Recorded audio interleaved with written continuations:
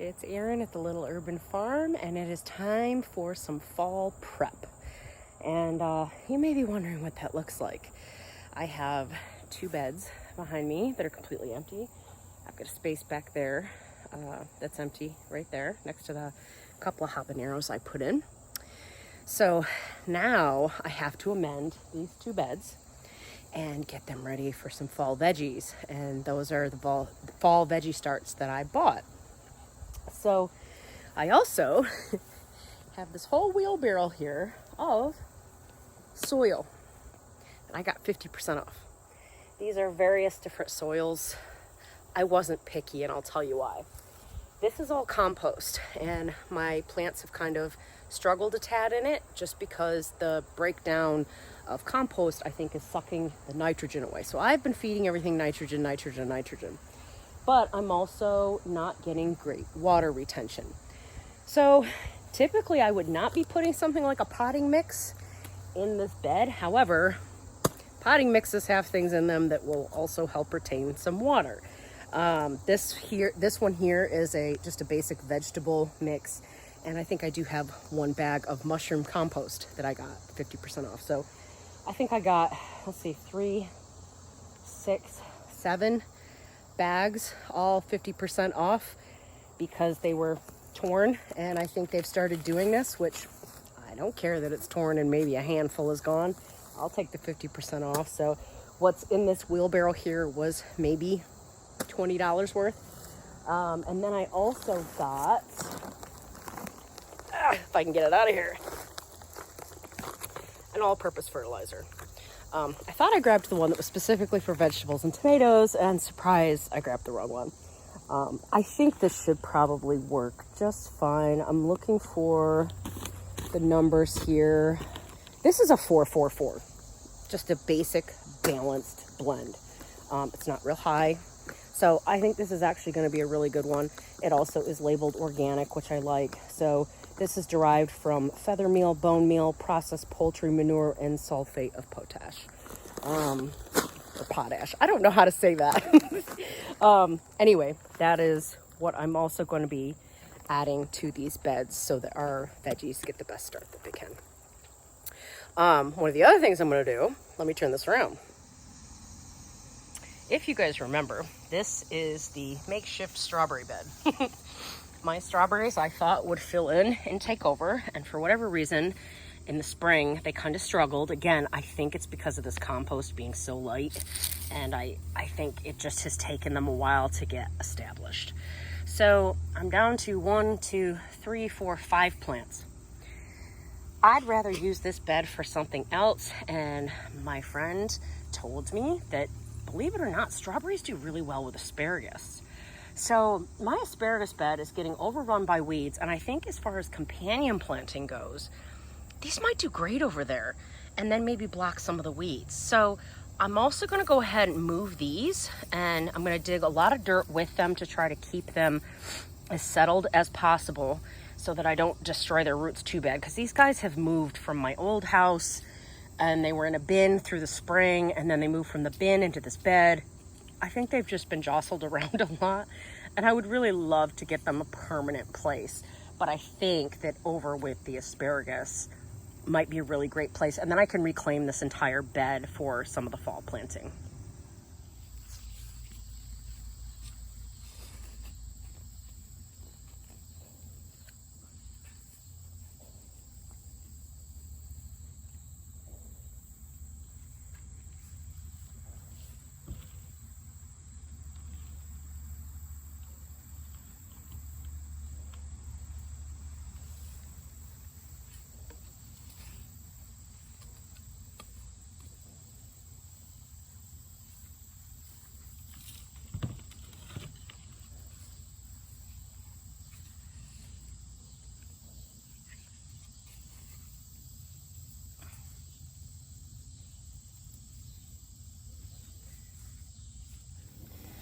Alright, let's go on over to the asparagus bed. So I have not updated on the asparagus in a while, just because there isn't a whole lot of maintenance that needs to be done for them in their first couple years, other than fertilizing and, as you can see, doing some weeding, which I have not kept up on. So this is an area that one of the asparagus did not sprout, so I'm going to pull those out of there. I'm also definitely pulling that marigold that's kind of sprouting up there. And I think I'm just going to kind of put these staggered in front of some of this, and that way they have ample room to grow. So I think that'll be really good for them. And I kind of like the idea of planting something in with the asparagus because there's a lot of room here.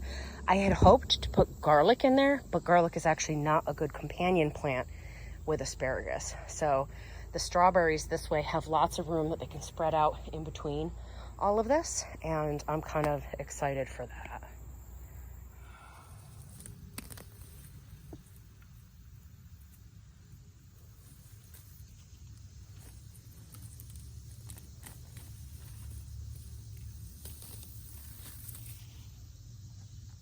Oh, you know what? There's asparagus coming from that one that didn't sprout. Look. It must have just been a late bloomer, but look. That's an asparagus coming from the one I didn't think had made it. So that means that my plants pretty much all made it. That's absolutely insane. Oh my gosh. That's exciting. That's very exciting. I'm gonna move my little lamp for now, and I'm gonna go ahead and start putting some of these strawberries in the front of this bed. And I went ahead and I put a tomato cage on that one little lonely asparagus we just found. And in case you're wondering why I do that, number one, it's a marker for me so that I know where they should be coming up. And also, I've heard that the deer, if there's something metal in the way, sometimes they won't bother to try to get through there to mess with it. And I've had a deer that comes into my yard. So this is also a little bit of a pest preventative to see if we can keep the deer from getting in there. But let's go ahead. I'm gonna pull this down. I'm just gonna dig a hole right here in the front. Move that dirt to the back.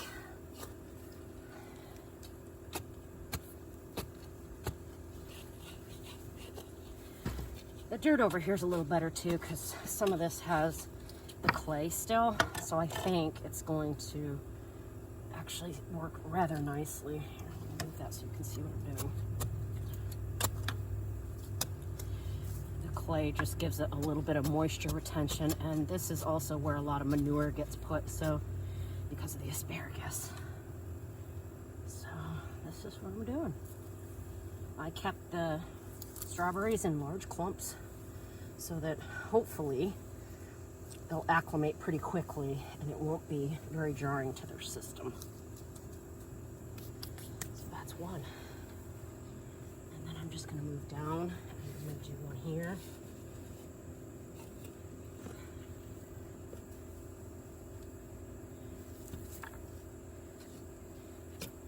I think I'm going to keep these to the front.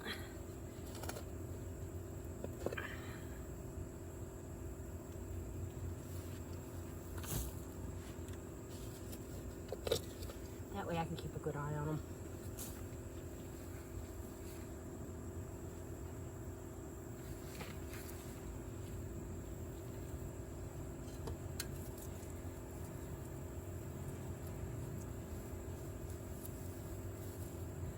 I love the idea of companion planting. It's so good for permaculture. I'm gonna grab some of this clay, pull it over.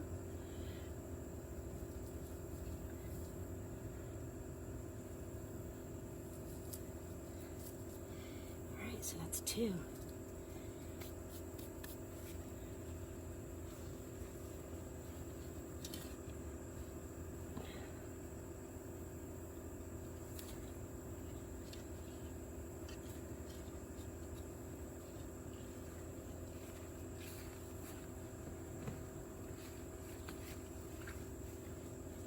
This is three.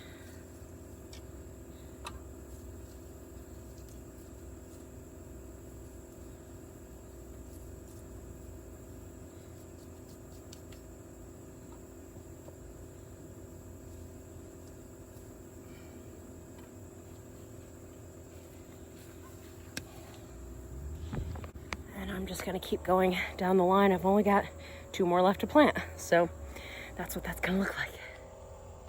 All right, I went ahead and weeded all this, and I probably, before the winter hits, will get some mulch on here. But there's 1 strawberry there, there's 1 there, 1 there, and 1 there, and then there's 1 on the far side that I don't think you can see. So I think that's gonna be lovely. Now, before I finish this bed, I've got some other things I've gotta get in the ground, and hopefully I'll film for y'all.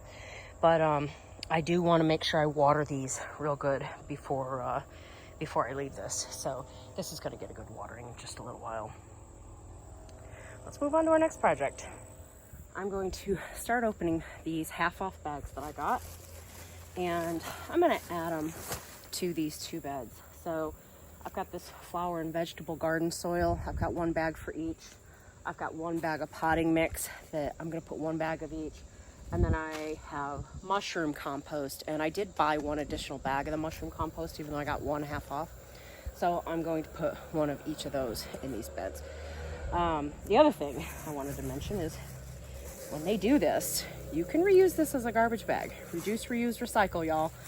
It'll save you a little money on garbage bags, and you're utilizing a resource that otherwise is just getting thrown in the trash. So I save these and I use them. You can also use these for garbage bags, these large plastic bags that this dirt comes in. I do it all the time. They don't tie the easiest, but they sit inside your garbage can, and they do the same job.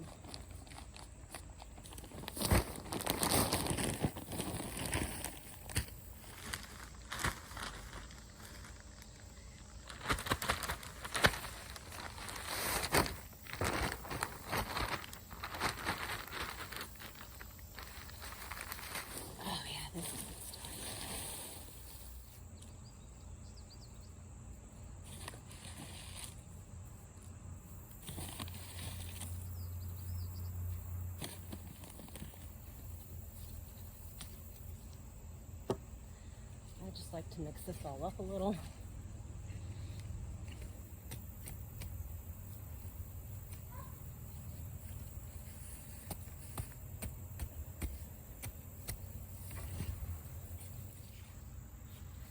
All right. Some clumps is okay. Some dry matter is okay. There we go. See? Nice. A little more dirt in there. Hopefully now a little more retention for water, and a little bit of fertilizer, so that I can start with these starts that I got today. So if you are late to starting seeds, which I am, there are some plants that might do better as starts right now, especially if you're in the northern climates and it gets colder faster. Cabbages, Brussels sprouts, broccoli, and cauliflower. Now, I'm going to plant some seeds as well as these starts, because I would like to get to a point that I can plant just from seed, but I also didn't want to be without any. So what I've got here is I've got 3 different types of cabbage, and the reason I did that is 1 is labeled as an early cabbage, 1 is labeled as a late cabbage, and then I've got 1 for in between. And the reason I did that is so that I can stagger my cabbage harvests. So I can get some a little earlier, some in the middle of the season, and then some later in the season, and stagger that out.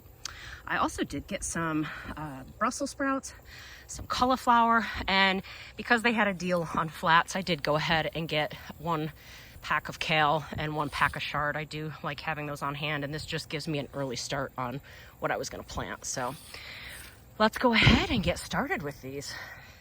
I am planting these 18 inches apart. It says the rows should be 36 inches apart. Gosh, that seems like a lot. I think I'm going to have to space these just a tad different. We'll put these out a little bit more. So this is a late season variety here, and some of them had some extras. So even though I bought a pack of 4, I went ahead and I separated it, and I'm going to get these in. These ones are small. I might keep them together. And this one is the early Jersey Wakefield This one also is 18 inches. I think most of the cabbages are 18 inches. So your fall plants seem to take up a little more space except for your leafy greens. So I'm just pinching the bottoms of these. And slowly pulling them out. See how that one has two? I'm gonna separate those. Sometimes it works, sometimes it doesn't, but it's worth a try. So we're gonna go ahead and do the same thing here. So we're gonna, 36 inches is about a half. Well, it's probably a little further than that actually, but that's okay. That's what we're doing. My garden will just deal with it. Okay.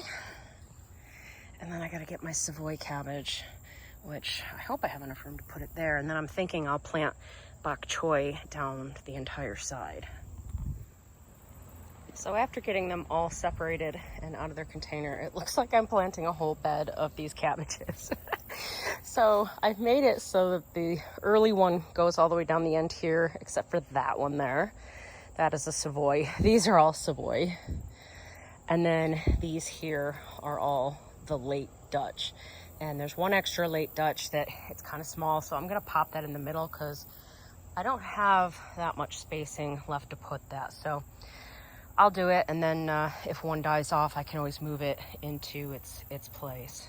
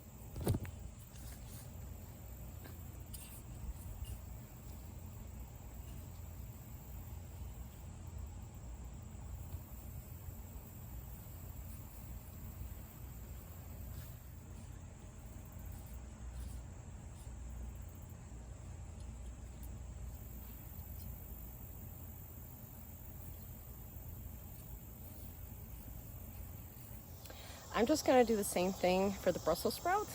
So behind me is the okra and the dying cucumbers. That once those get out of the way, I'll probably plant some peas. I'll probably get those started in the next week. But I have this area here that I had some squash. So I'm gonna fertilize this. I've got another bag of that half off Miracle Grow. And then I've got 4 Brussels sprout plants here that need to be planted 18 inches apart. So this space is perfect for them, and that's where I'll go ahead and get those started. All right, got them all spaced in. This is the last one of the Brussels sprouts. So these are good to go. I just gotta water these in. So there we go. All set.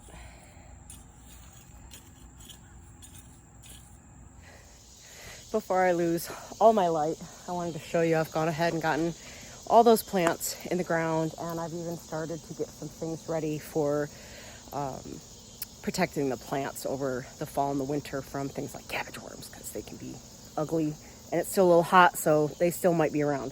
But let me flip this around and I'll show you. Here is the cabbage bed. This is all 3 types of cabbage. Everything's watered in real good. These are my hoop structures that I'm creating. I got these years and years and years ago from gardeners.com. You probably could use bamboo. I've seen bamboo sold at Home Depot. I am just sticking them in the holes that are naturally in these rocks, which is great. And then I have this like twist tie stuff that I've just twisted 2 of them together. So I still have to get some cloth or some netting to go over it. You see I ran out over here, and this is twofold. Number 1, I'm putting that down in case the deer comes back, and number 2, in case there are some of those cabbage moths still around. But This is the chard. The kale is over there. This is all broccoli and cauliflower there. And over here, I've already made a little structure and secured the Brussels sprouts. So I didn't want the deer getting those because I love Brussels sprouts. So it's coming along. I think I have a lot of seeds to plant still too. So I don't know, I might go ahead and bite the bullet and do one more bed over there. I'm meaning to do another one anyway. I just, you know, I went as far as my resources could take me and the time could take me at the time. So it might be time though, because I haven't gotten a lot of stuff in the ground yet. So yeah, we're well on our way though. But thanks for coming along on this journey today, and I hope everybody else is making some plans for their fall gardens, and I hope you're planting something fun. I'll talk to you soon.